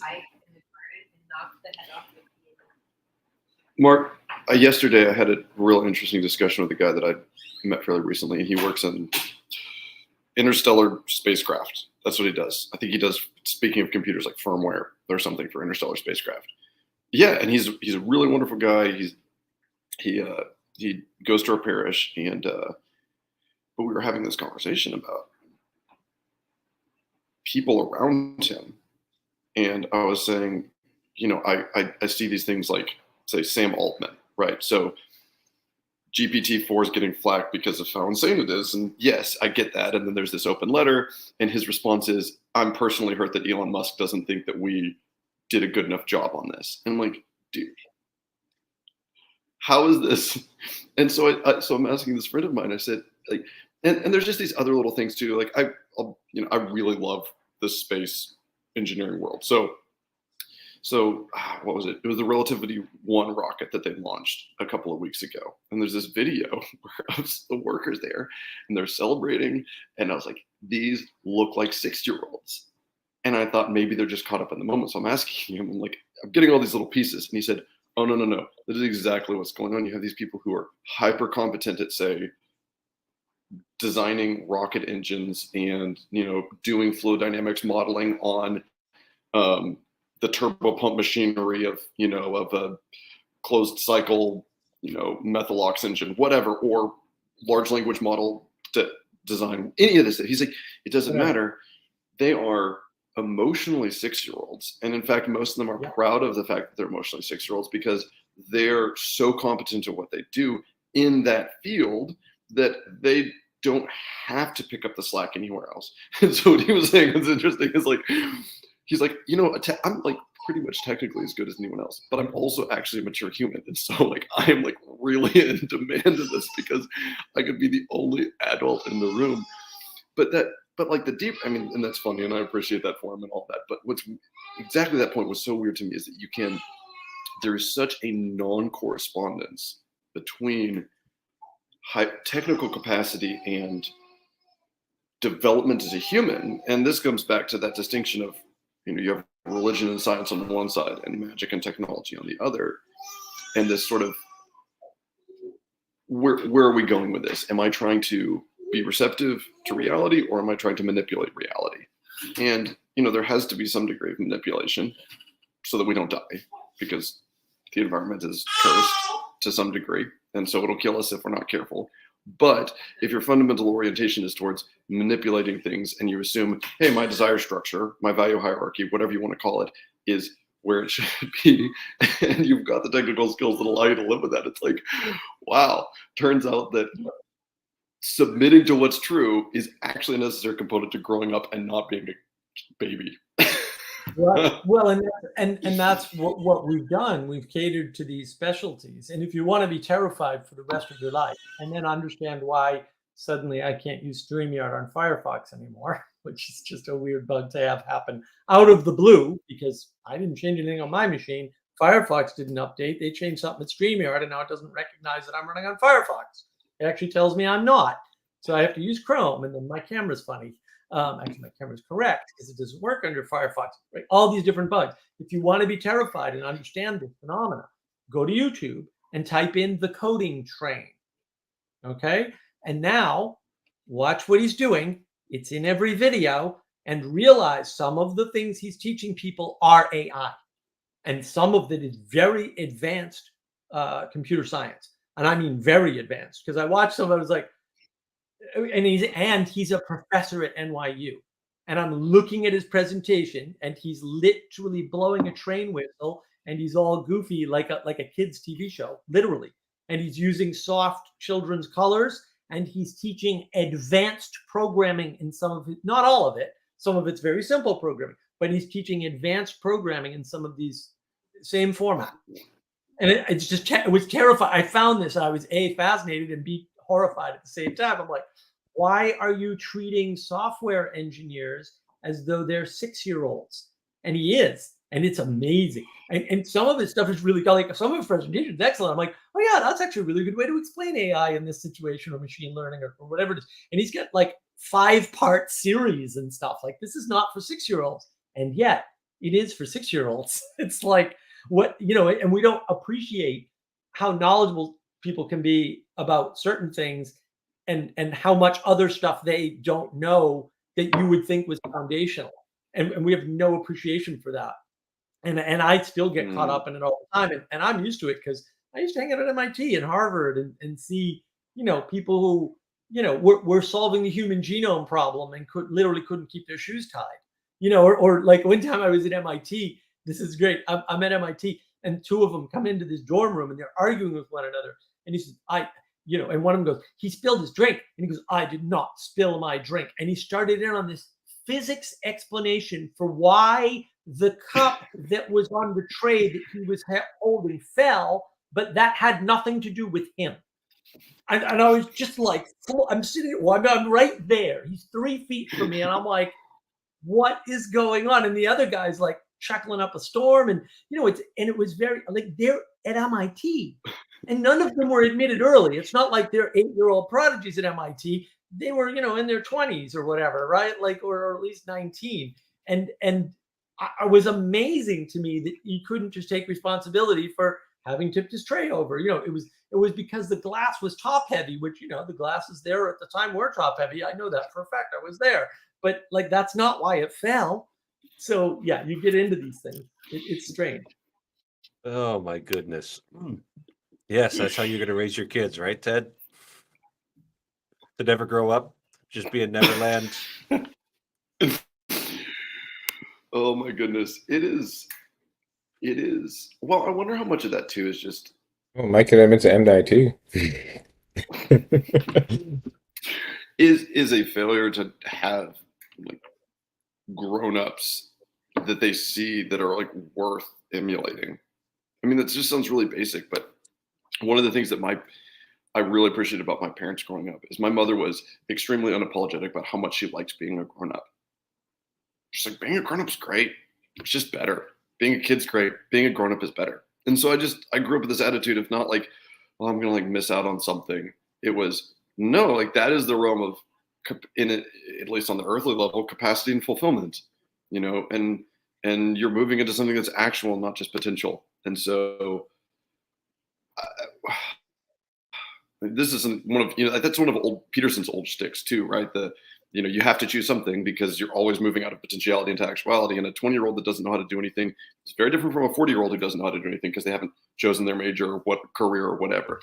And that's sort of, you start doing things. And then if you have the proper engagement with those things, then all of a sudden, you stop being the kind of guy that goes into an physics argument over why the cup fell itself off of his tray. It's like, But that's the thing is these space cadet scientists, these adult children, have a competency that they're super developed in and nothing else. It's over specialization. In technically in AI, that's called overfittedness, and they're overfit. And I think part of it too, I noted this on the Van der Klee did a wonderful video with Mary Harrington, which is absolutely great. It's a must watch. It's a must. Harrington's, she's awesome. It was way too short. It's surprisingly, Paul does an hour-long video, and I'm like, too short, But he, one of the things she said, and this is very British, so like, whatever. This is a UK thing for sure. But she said, like, well, I don't like talking about my family, and I think part of the problem is when we're shielding people from negativity, they're losing a bunch of information about the world, but they're also losing how to deal with negativity. And the other thing is we don't realize that means they can't deal with positivity either. Like you remove one extreme, the other extreme vanishes. And now you're not dealing with that correctly either. And so this is why they're 6 years old when something complicated goes right, instead of the old days. And like you can watch old NASA reels when they launched the Saturn rockets and stuff, which was amazing. And they're just, by the way, we most only of them are just, recently were able to surpass the Saturn rocket within the last 3 years. That's how advanced the Saturn, and we still can't make a moon lander module. We cannot. We can't duplicate. The technology was actually lost. The technology to manufacture things that would make a Saturn rocket was lost. We had to construct new types of rockets using new technology because we don't know how the ones we had worked, or we can't reproduce them anymore in material science. And yet people don't appreciate any of that. But when you watch these films, these guys are very reserved, and it's not like they don't ever go but it's and then right back to work. Right? They're very well contained within their excitement, and they're very circumspect about the whole thing. And there's a reverence, and they treat their job as sacred. And we've lost all that. And part of losing all that might be, I don't know, right? Just a thesis, right? That we're not going to church and we're not learning those skills, the skills around liturgical engagement, which give you the potential, like biology, it gives you the potential, the scaffolding, the structure for the miracle to happen. Yeah. And that's Mark, why it's just a important really that funny you bring your anecdote. kids to church. Yes. Mark, a really weird anecdote about building Saturn rockets and how much of that knowledge was lost is last fall, I had this old bent over guy come by like 3 ricks of firewood from me. And so he's over there, he's just hauling this wood around, and we get to talking because I love talking to old men who live in the woods. This is one of my favorite things. And he starts telling me about all these different jobs that he's had. He's like, I was out in California, and this was back in mid 60s, and man, I had this job where I was building up these plexiglass models that they'd used to cast something. He was like, in it, it was about this big and shaped like this, and yada yada yada. And I think it was part of that rocket engine they sent to the moon. I was like, you're building you're building the expansion throat to the F1 rocket engine for these Saturn rockets. I was like, no. And I looked it up, and like, that's where they were being manufactured at the time. I mean, there's no way he was messing with me. And there was enough detail in it. And so I'm like, right, it's that. It's like, if you want to know how to manufacture right when you go from that throat right there out and where it starts expanding, like, there was a guy who lives somewhere in rural Arkansas now, who's bent over with age and hard work, who knew how to build fiberglass models that they would use to cast that portion of the engine. And it's like, that's where all that knowledge was. It was in all those guys who knew that and that and that and that and that and that and that and that. And that's one of those really weird things about the technological civilizations. That on one hand, it's this sort of operating above us, and you've got this one little hyper specialized piece of it. But on the other hand, it's also just embedded in people. And if you lose those people, you actually lose that knowledge. It's really interesting. So if they build the F1 rocket again, I'll try to track him down and have him teach someone else how to build up that part. That's the Peterson thing about, you can take a bunch of 6-year-olds or whatever age, and none of them has the full set of rules, but together they can play the game and play within the rules. And that's the case for distributed cognition that Vervaeke talks about, right? And if you listen real close to Vervaeke, he'll tell you relevance realization is also something that Peterson is on. And although I would argue Peterson was on it first and Vervaeke found it that way. And I think John actually says that at one point, but I might be misremembering. So yeah, they're tracking all the same things. They're just using different terminology, right? Which is really interesting. But yeah, that distributed cognition, that ability for any one person not to actually know how the thing works, but together somehow they can coordinate and cooperate such that there's a manifestation that's larger than themselves. The whole appreciation for that is lost in the individualism. And the only place you really find it nowadays is in the church experience. And I watched this. There's a special. I think it's on Amazon Prime, but it's called ITER. It's a documentary on the fusion technology, right? Nuclear fusion technology, and it's fascinating because they talk about in the 1940s when they first started the nuclear fusion idea. And I was like, wait, it's how old? How they were saying it was 5 years away in 1945 or something. And I was like, wait, what? They've been selling this snake oil since the 40s and no one caught it. And then there's one guy in, I think he's American, but he was over there working on the European ITER, it's called ITER project. And all he kept saying was, well, this is like a cathedral. I mean, literally, he was saying the word cathedral over and over again, because I won't be alive when it's done. And that was all his reverence. And in fact, the workers were there on that day. So they got the camera following around and he's going into the working area. And he's an engineer, like whatever. He doesn't even understand the technology. And these guys are all foreign too. None of them were French, or they obviously weren't born in France in the past 2 generations. Let me put it that way. So what he told them was, you are making something that your children and your children's children will benefit from, but you will never. And they were like, oh, really? Oh, that's kind of cool. And it kind of motivated them. You could see it in the moment in the documentary, which I found fascinating. And the rest of the documentary is about how much of a complete catastrophe the project management was, which, being a project manager or having done a project manager, I'm like, yeah, no surprise there. Yeah, herding cats is always hard. Herding engineering cats who are smart is the worst thing you could ever possibly hope to do. There's whole specialty books written on how to deal with genius teams. It's like, yeah, that's a whole different set of skills. So we don't appreciate how much of that there is, and how much parallel there is between a project like that that's 50, 60, 70-year project or more, maybe, who knows, and what we've already had in the past with building of a great cathedral, multi-generational projects, and how impactful that is even in the scientific individualistic age. And we're not exposed to it anymore. Hmm.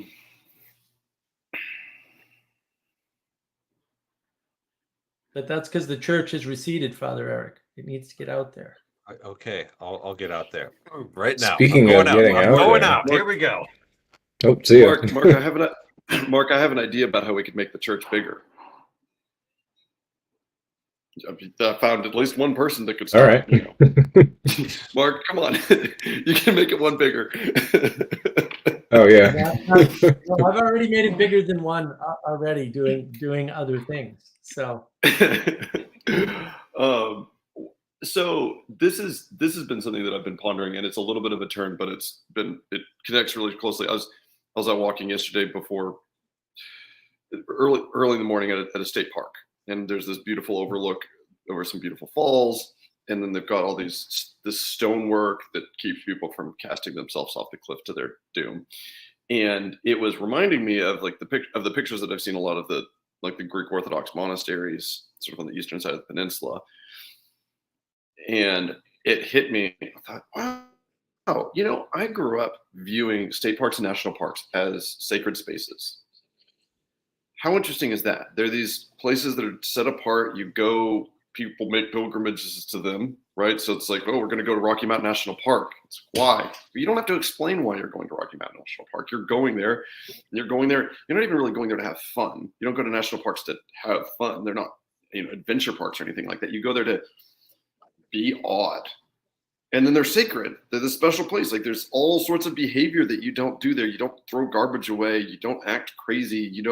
And on and on and on. And I just thought how interesting that was. That I feel like I just soaked that one up totally from the world growing up. That it was like, these are sacred. And so now, that I'm actually out of Protestantism, that I have a conception for sacredness a little bit more. Like, oh, that's what that was. Like the state parks, the national parks, those are sacred. I just thought those were really interesting thing And that I had never seen before. The park rangers are the priests there who are looking after it. And when people cross astray of the gods of the park, they'll ride out there in their ATVs and pick them up. Yeah, yes.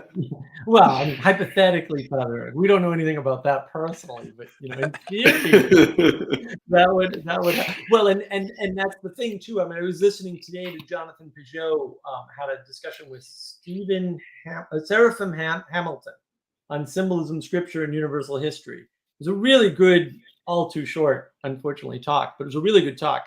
And that was one of the things they were talking about was he was talking about sort of the limits, like, well, when I talk about this stuff, I have a feeling, I don't know this for sure, but I have a feeling that when you hit a certain point, the Protestantism breaks down because this stuff doesn't work. Like there's stuff that you listen to them, they avoid talking about Mary, the mother of God, right? Because they know, somehow know, I will say unconsciously, that if they go there, they're not going to be able to stay where they are anymore. They're going to have to move. And yeah, it was very interesting. He said it a couple times. And I was like, "Ooh, that's interesting." I went, and you can tell kind of from the flow of the conversation. He listed some of the boundaries. Like there are definitely boundaries here, and if you cross this boundary, your Protestantism's in trouble, or at least you're in trouble within it. And so you've got to make a decision real quick: run away or run towards, right? And I found that fascinating. But what you're really pointing out is it doesn't matter what you do or how hard you try to get away from it. There are the patterns of religion, as I call them, on my wonderful channel, Navigating Patterns, and that's why I keep trying to explain to people: if you believe you don't have a religion, one will be provided to you without your knowledge or consent. You're going to act out the pattern of sacredness. You're going to act out things like dogma, right? You're going to act out liturgy. These things, you are going to do those things, and it's the religions that sort of gave you the distributed cognition through time to explain to you the best way to handle those things. And one of those ways is to practice it. And what is the practice? The practice is going to church every Sunday so that you're fresh on, oh no, this is the right thing to do. And like one of the senses I lost recently myself was I totally zoned on the fact that the idea of your life is that most of your life is boring and banal.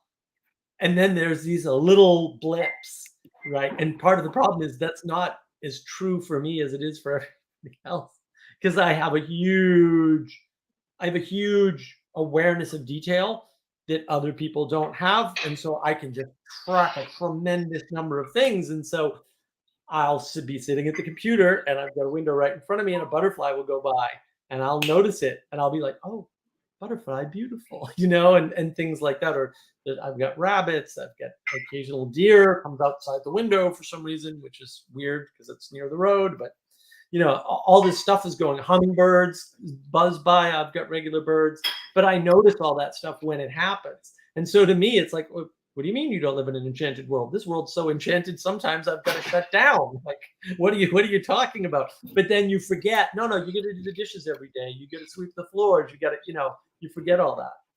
Well, Mark, what's interesting about that too is that even if you are, when you're one of those people, right? And I remember a guy that I lived with in college where I realized sort of the gap that you can have there, where this guy's at one point a semester in basically explained, I kind of just like don't know where I was. I've been this whole day. I've just been places doing things. And I thought, what does that even mean?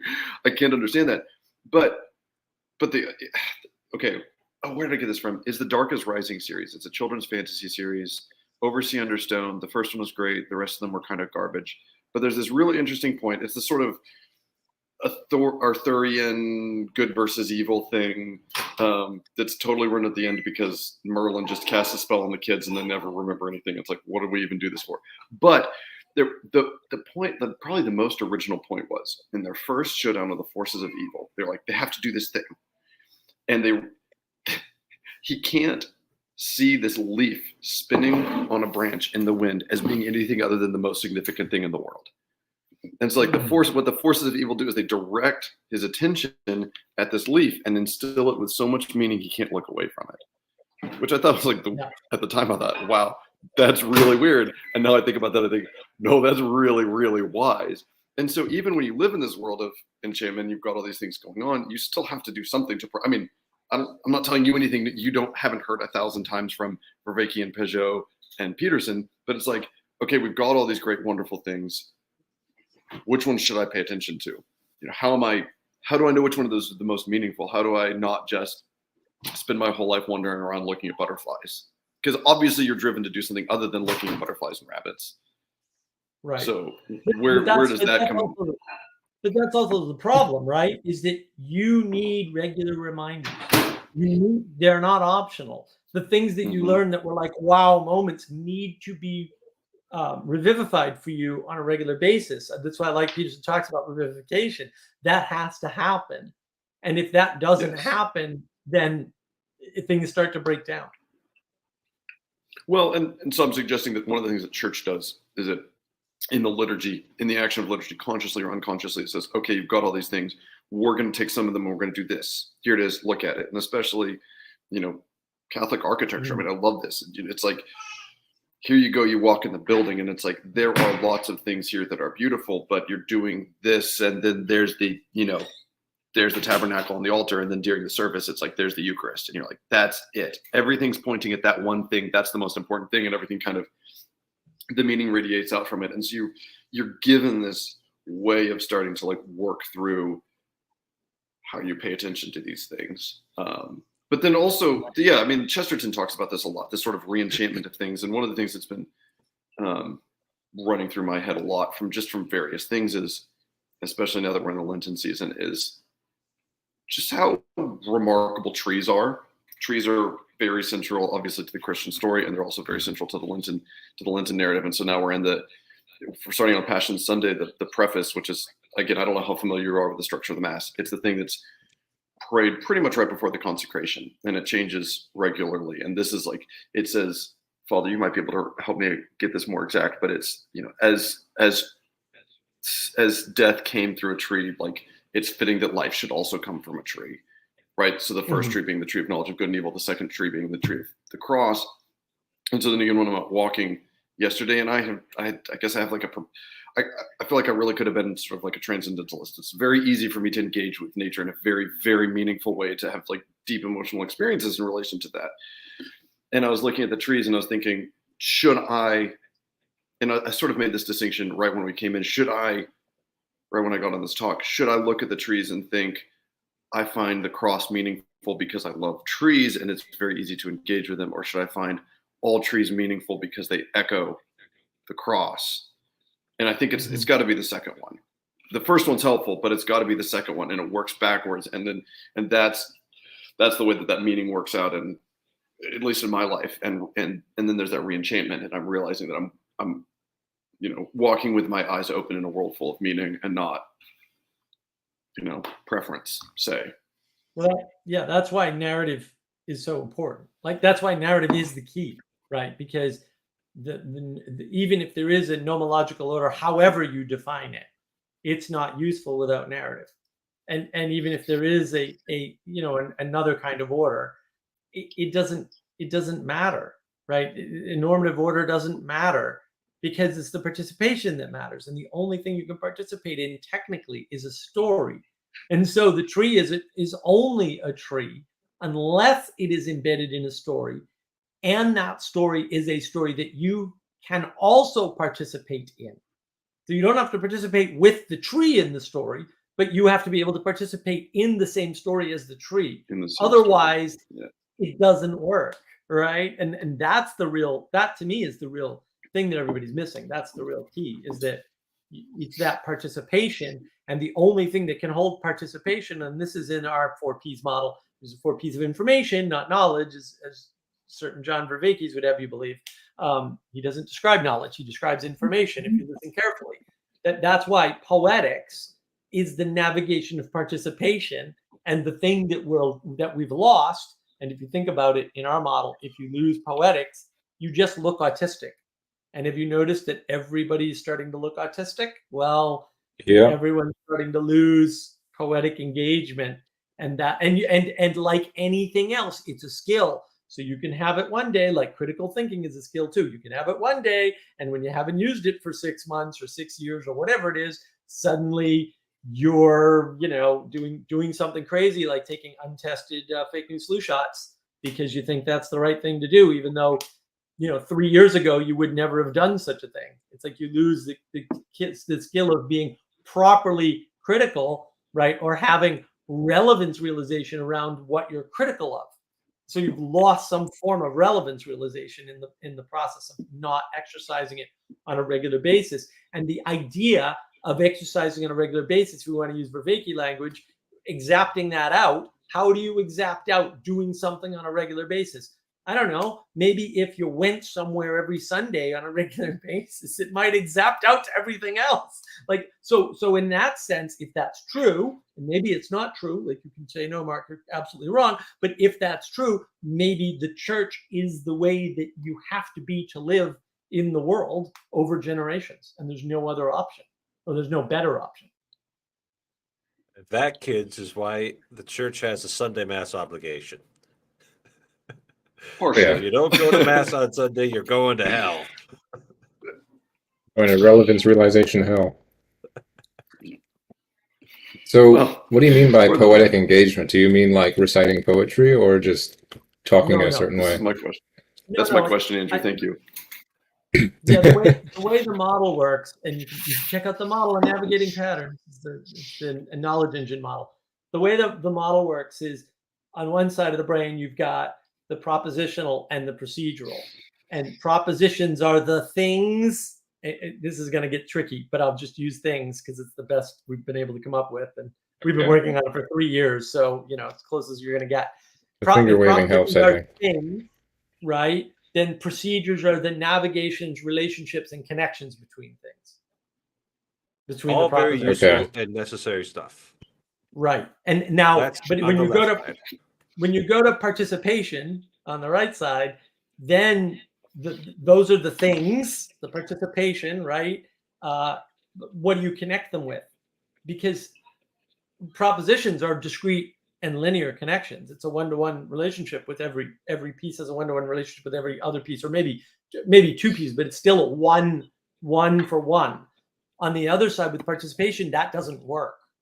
Like, the way to shake hands with somebody is not an actual procedure, because when you start breaking it down, it doesn't work anymore. You can learn this if you read the novel Flowers for Algernon, which goes into it quite nicely. I have read that. The boy's autistic. Well, with the way they're making the donuts is actually different. So the two guys are telling him, no, this is how you do it, but they're not telling him the same thing. They think they are, because they don't see that poetically they're interacting differently. They don't see it. They have no idea. They look at each other and they say, oh, I understand how this works, and therefore we're doing the same thing. But you're not doing the same thing if you have to break it down using procedures. And so the way you shake hands with somebody is not procedural. It's a participation, and it can have many connections. There's many ways to walk up and shake somebody's hand. There's many different tactics you can use when you're shaking somebody's hand. And they're so nuanced, and there's so many variations. It's so combinatorially explosive that the only way to connect it is through poetics. So poetics are non-linear, non-discrete connections. There are multiple connections. And that's also linked to symbolism. How symbols are things you can enter at any point, and then once you go, they can move you up and down or however through them and exit at any other point. And there may be a limited number of points, but it's not one for one. It's not enter here and exit there, right? The symbol of we'll say Mary, since we're all in Catholic land here, can lead you many places. It doesn't just lead to the Mother of God, right? It is the mother of, or representative of the Mother of God, symbol of the Mother of God. A litany. That's the litany of Mary right there. Oh, Yeah, cool. I was just thinking that. We already have that built in. We have the litany of Mary, Mark. But what I remember comes thinking out of like, that? What comes out of that could be any number of things, right? It could Tower be of Ivory, Tower Yeah. of Gold. I remember, Yeah. I remember thinking like, who's Our Lady of Sorrows? Like I've never, I don't know which saint that is. Like, who's Our Lady of Lords? And I remember being a little confused at first when I was learning that it was still Mother Mary. I was like, oh, okay, interesting. Coming at you, Sally Joe. I have one, Father Eric. If you get the chance, I've got a new one to add to that litany. I don't know if you listened to the Richard Roland Pajot conversation on Beowulf, but Roland mentions an early Anglo-Saxon book of homilies in which the Blessed Virgin Mary is referred to as the true Arkenstone of God. Yes. I was like, all of my circles, they have come together. I would like to sit and drink a beer with Richard Roland. I think that would be an enjoyable time. And I'd just be like, tell me about the things. I will listen. I want all the things out of your brain into mine now. Yeah. Mm. Yeah, he's a fascinating, crazy person. And he is crazy though. He is really overconnected. But his relevance realization is excellent. Like you're not gonna find you know any how he flaws in deals that with guy. being crazy? Is that he participates in the liturgy and that cuts everything down for a bit. Cut it all out. We're just doing this right now. That's what people don't appreciate, right? I mean, I talk a lot about Zen sweeping. I'm like, yeah, that's how I dealt with my anxiety when I was young. I invented, which is not true, right? But I invented Zen sweeping. Literally, get a broom. But it can be doing dishes, whatever. When you do that, and I give you all the scientific biological reasons, right? Your body's doing something regular, and then it sends a signal up to your brain, and then your brain, it's going, whoa, it goes, oh wait, there's a regular metronomic signal here from the muscle memory. Maybe I can clock to that instead of trying to clock to everything else in the universe. And then it calms you down, and it works pretty reliably. I mean, no one's ever not said, wow, this is a miracle to me after trying it. So like, I'm assuming it's fairly consistent and reliable, and it's always worked for me. And people don't appreciate that, but that's something that the liturgy gives you is a box, right? Not just the exaptation of the skill of doing something regular, right? But also the box that allows you to constrain yourself, so you're not off being an artist 24/7 like Sally Joe or something, which is you can get lost in that stuff pretty easily. Mark, have you ever been to a traditional Benedictine monastery by any chance? No, nope, I have not. You would love it. So there's one over in eastern Oklahoma, Our Lady of Clear Creek, and I've been out there a couple of times. And you start sitting through the. Yeah, Father Eric. I don't know if you've ever been there, but it is. I mean, well, first of all, you drive up, and the only thing that tells you what millennia you're in is the cars. And when you're sitting there, it's like, yeah, this could be the 500s. But when you start sitting through the daily office, and so they're chanting through the entire book of Psalms every week in Latin, and you start, first of all, you sit there and you're just hearing them go through this, and they're doing it 7 times a day. They're coming together 7 times a day for it, I think. And they're just chanting and chanting and chanting in Latin. And then you start thinking about these guys that have been doing that for 30 years, and you realize that's doing stuff to them, like all kinds of stuff. And it does stuff to you even when you're there for 4 hours. I mean, it's just really, I think you would find it interesting. I'll put it that way. Yeah, no, Yeah. there was this scientific this disaster in the 70s, where the monks were going to update everything, right? Yeah. And so they decided we're not doing all this chanting anymore, right? Like, we don't do that anymore. It's 1970. Everything has to change, And all of a sudden, these guys have been running on like 4 hours of sleep a night, no problem. Right? For 4 centuries. hours of sleep a night, but like, you know what? We're gonna get 8 hours of sleep a night, and they were finding that their health was just going to heck in a handbasket. They needed more and more sleep. They needed more and more food. They weren't able to cooperate with each other. And then finally they got a new abbot, thank the Lord. It's like, we're going to go back to the chanting. Right? That was the only thing they changed. We're just going to add the hours back in. Everything started evening itself out, that regular chanting. It's like St. Benedict figured this out. That's why people still follow his rule of life. And he didn't figure it out all on his own. He was just codifying what everybody before him had done. Yeah. It's amazing. And that's why, Andrew, you're always so happy when you're chanting at Mass. I know you're happy there. Well, I'm not as happy anymore. You don't get to do it as much. Very sad. Yeah. There's a couple monasteries around. There's Memkin Abbey, which is a Roman Catholic monastery, apparently. Well, they're not all created equal. Yeah, no. I gotta check them out. Google is not good at telling you where the closest Benedictine monasteries are. First of all, it still thinks I'm in England. I don't know why it thinks I live in England, but I haven't ever lived in England. VPN on? So no, there's no VPN here. No, I don't know what's going on. It's been doing that on and off for ages. I just haven't figured out what bug is in the Google software there, but yeah, I'll look for one. Well, I'm gonna be in New England on Tuesday anyway, so maybe there's got to be one near New England. So there's one up there somewhere. Yeah, you got to find one that actually has young monks in it. Yeah, Young it's monks? amazing. Yeah, if you make Meaning it really it's growing and not dying. Yeah. But if you make them, as Father was saying, sleep 4 hours a night and chant for 6 hours a day and eat a tiny bit of food, turns out all the young men want to go there. Well, that's like funny. turning vocations That was away. my thing. But my and I have the document up, my 4 hours, how to get down to 4 hours a night of sleep. Because that's what I was doing. I mean, I was 4 hours a night of sleep, and then I'd literally jump out of bed every morning after my sleep and just run at the world at 100%, or maybe by human standards, 10 million %, because y'all are kind of slow.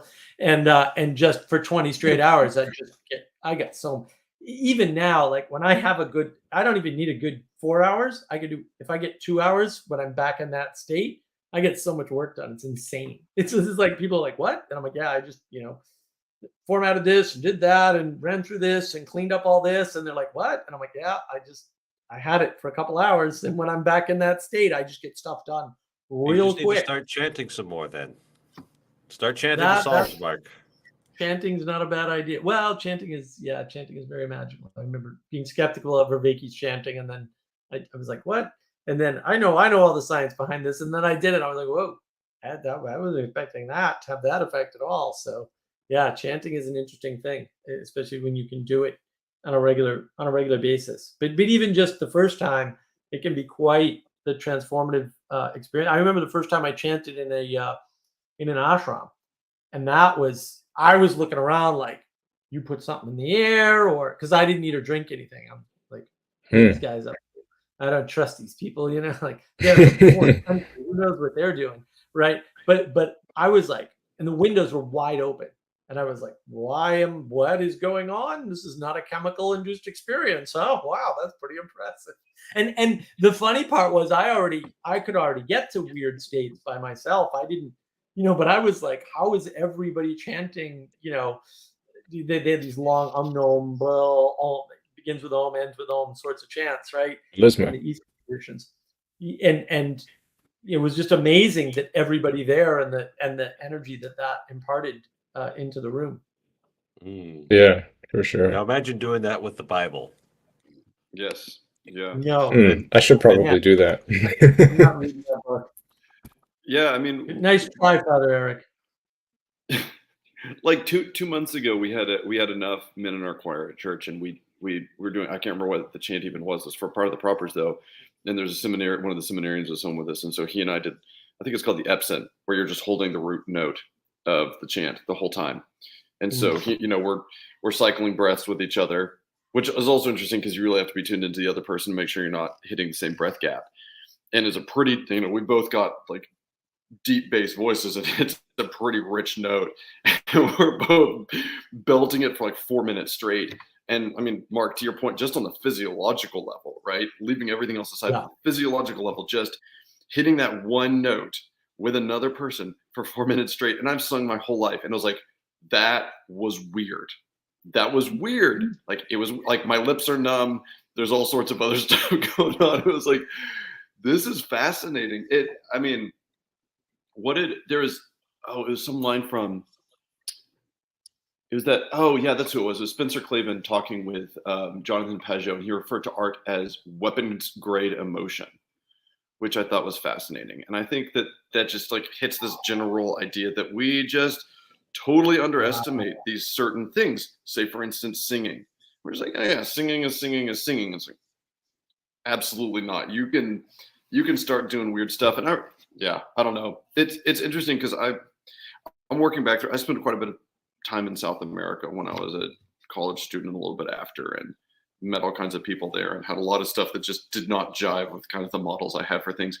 So it's been really interesting to start to revisit all this, because when I was down there, it was like I'm meeting people going on the ayahuasca trips. This is 15 years ago almost. And, those were already the people doing ayahuasca. There's like all this new age meditation stuff going on there, as well as, entrenched Catholicism, and then, Pentecostal light down there. And so it's really weird that I saw that stuff. And here I am like 9 years later, all this stuff is like reemerging in my life. And I'm like, no, here's the Catholicism. here's the hallucinogens. It's like, I remember all of this.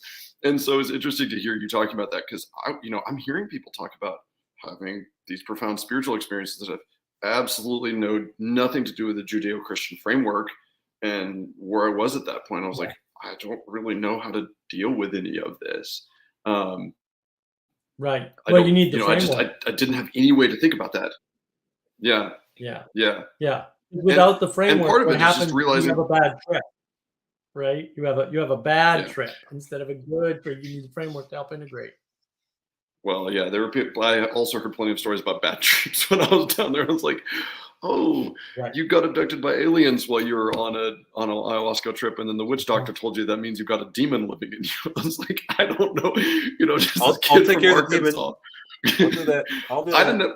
Yeah, Father, I didn't know any of the tools at that point. There we go. Here's the tools right there. Right there. Take care of them. Fantastic. Also, you have to stop doing ayahuasca. That's a part of the deal.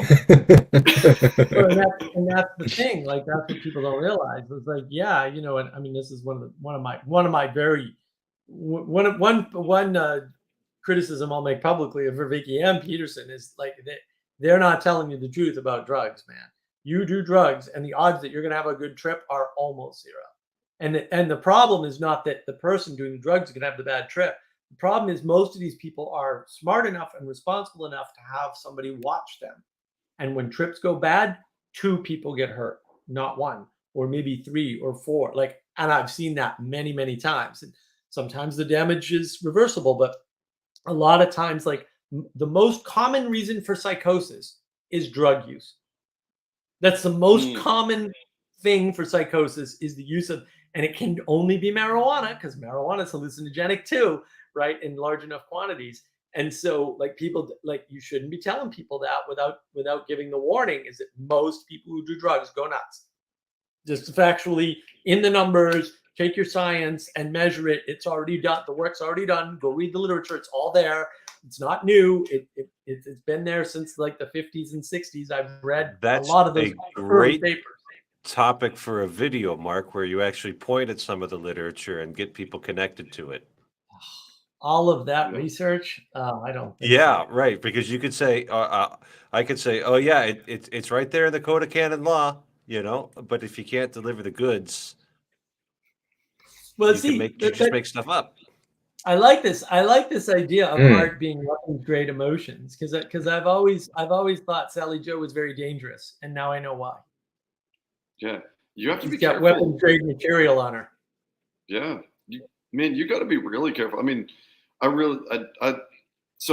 most of my engagement with the thing that we don't talk about is just through podcasts because I'm on the road a lot and I'm in equipment a lot and I can listen, and so I don't really watch a lot of videos. I do a lot of listening, and so I end up listening to Paul Vanderklay a lot because he'll also take a whole bunch of stuff and run it through. And he did a 20 or 30-minute thing, which apparently is that length, Mark, because you told him that he needs to start doing short videos, and but it was about how these narratives are moving. He was talking about he was referencing someone who's like, we didn't watch television or movies, but I knew who John Wayne was. John Wayne was in our house, and the way these things move through. And yeah, I mean, for us, a large part of our conversion to Catholicism was our realization of the universality of liturgy, which is something you guys were talking about quite a bit previously, and realizing how much all of that comes in. And it's been really weird. We haven't slammed the anvil down on anything in our lives, but we had just walked out of so much media, and we were not very media saturated people before anyway. We would just walk way, way, way, way, way back because you start paying any attention to how that stuff moves through you. And that is art, bad art or good art. It's art. And yeah, it's just crazy. I want the images in my mind. Yeah, I want the images in my mind to be the thing that brings me towards God. And what's interesting is now we have more art in our house, actually. So we've got a lot of art in our house, and we didn't before. And I actually have the Cosmic Mountain by Pajot, a big one about this big. It's great. We've got a beautiful icon of Saint Joseph. I've been writing some icons. There's a family out that does. Wait, are you gonna? Yeah, there you go. Excellent. We got art. We got one of the boats up. Yeah. But I'm just realizing how conscious I have to be about that stuff. Yeah. Sally Joe, that is the line of the century right there. Well, They will have pretty girls selling virtues, so they will sell cars. That is correct. But Sally Joe's fixing that problem. So there you go. And they will be all the prettier if they sell virtue. Well, that's the thing people don't realize. I mean, because with science they cut things off, but then they don't realize the additive power of things because they've literally cut things apart. That's what science has to do. There's no choice. If you're not cutting things apart, it's actually not science anymore. And that's the thing that scientists are struggling with. Well, how do we get these things back together? Oh, Neoplatonism, it's magic, and it gets things. No, right? But you have to be able to synthesize things back together. That's why the Hegelian dialectic is so popular, even though it's got nothing to do with the Socratic or the Platonic dialectic. They're different concepts. That's why Thomas Aquinas is the best theologian, because he knew actually how to put things back together after distinguishing them. Yeah. And that's what the later scholastics lost. And so every time you hear the Orthodox dogpiling on Western Christianity, it's like, they didn't get Thomas, though. They got a lot of the much weaker hosers that followed after him, but they don't get the big guy. If you can't take the big guy down, you're not going to get anywhere. You know what's interesting, Father, is when we were walking out of Protestantism, I had a very strong emotional attachment to Orthodoxy. And one of the things, there's a number of things, but one of the things was I can't give up on Aquinas. I can't give up on Aquinas. I realized that was a real consideration. I was like, if we go over to the Orthodox Church, like that's kind of it for me and St. Thomas, and I couldn't do it. So for what that's worth, I thought that was pretty funny. Yeah, that's who I heard someone say he has a mind like a cathedral, which I just thought is a great description of him. Because he Yeah. didn't build it himself, he was inheriting the whole tradition there.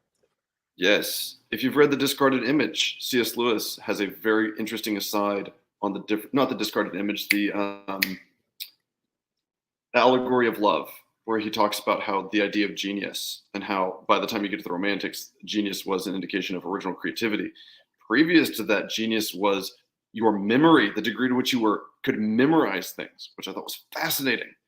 So genius, especially in the time of St. Thomas Aquinas, a genius was someone who remembered everything that they had read, not someone who's coming up with a bunch of crazy new stuff. So that's another one of those shifts where you start to see those sort of long-term historical patterns taking place. Speaking of patterns, we are coming up to another pattern here. The pattern of the end. Pattern of weakness on your part, Father Eric. Yes. 8.5 hours. 8.5 hours on Friday, my friend. Yeah, you know what? I have boundaries on the end of my on my live streams. Perfect. That was perfect. That melded them both together because it was on boundaries. 8.5 hours. Well done, sir. Well done. So it's been. This is this was a great conversation. Ted, always great to have you here. Andrew, I'm glad you asked that question about poetics. Yeah, I'd like to ask more eventually.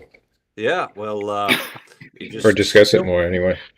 Feel free to drop into the Discord or set up a call with me, and we can do a video on it. Whatever you want to do. I'm always worried when people don't engage. I'd love to do a video and have you interview me about it or whatever, and share it with everybody so that they can get a better sense for it. Because I do better when people are interviewing me and asking me questions, because I don't have frames. I need other people's frames to do the magic. That's right. Okay. What I do. So yeah, feel free to reach out and we'll do something. And we don't have to record it. But I've got a Zoom account, so we can talk for hours if you want. Okay. Cool. Alrighty. Well, God bless you, gentlemen. Take care. See you after Jesus rises from the dead. See ya.